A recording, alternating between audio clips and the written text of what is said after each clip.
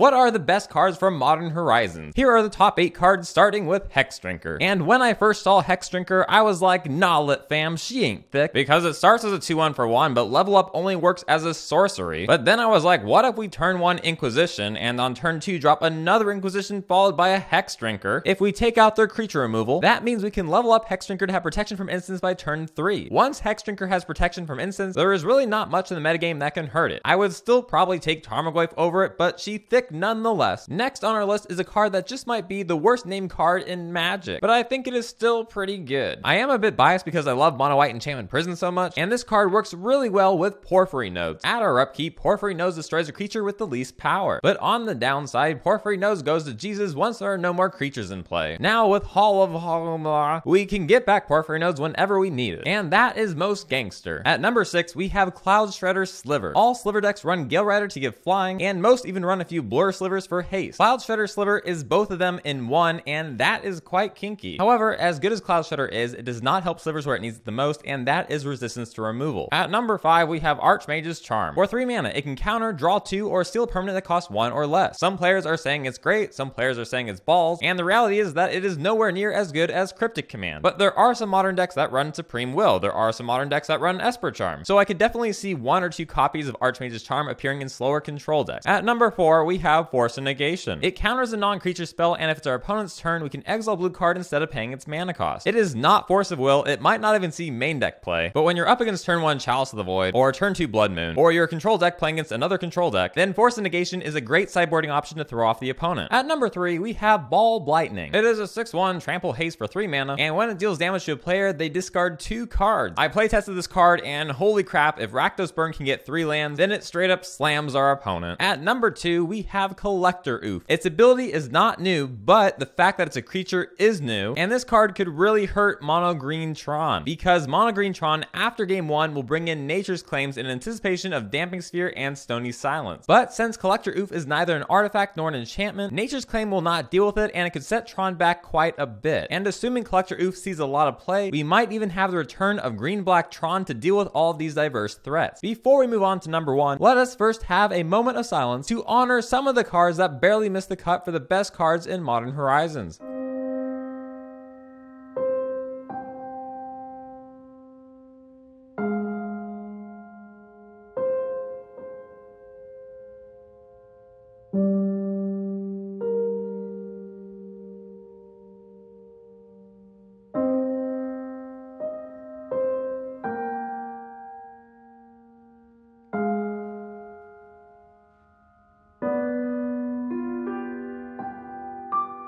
And finally, at number 1, we have the Horizon Lands. Draws a card, good in aggro decks, but what an anticlimactic end to this list. So I am actually going to give the number 1 spot to another card, a card that many people are calling the worst mythic in the set, and that is Seasoned Pyromancer. It is a 2-2, we discard 2, draw 2, and make 2 1/1 tokens for each online card discarded, all for just 3 mana. It is particularly good in Mardu Pyromancer decks, where we want to get things into graveyard, we want to swing in with Lingering Souls Flyers, and we want to feed Bedlam Reveler. And if Seasoned Pyromancer dies, we can pay 5 to get 2 more tokens. It is just a great chump blocker, and it's even good if we play it on an empty hand, because then we can just draw 2 without discarding anything. I am so excited for this set, and I have so many Modern Horizons modern decks that I will be making videos about. So be sure to subscribe to not miss all the grande-ness. But until Modern Horizons is released on Magic Online this Thursday, that is all for now. As a side note, for those of you who saw my last video before I re-uploaded it, Force of Vigor does not stop the Karn Lattice combo, because by the time the combo is out, all the cards in our hand are colorless and cannot be pitched to Force of Vigor. But now that is all for now. And as always, I hope you have a great day.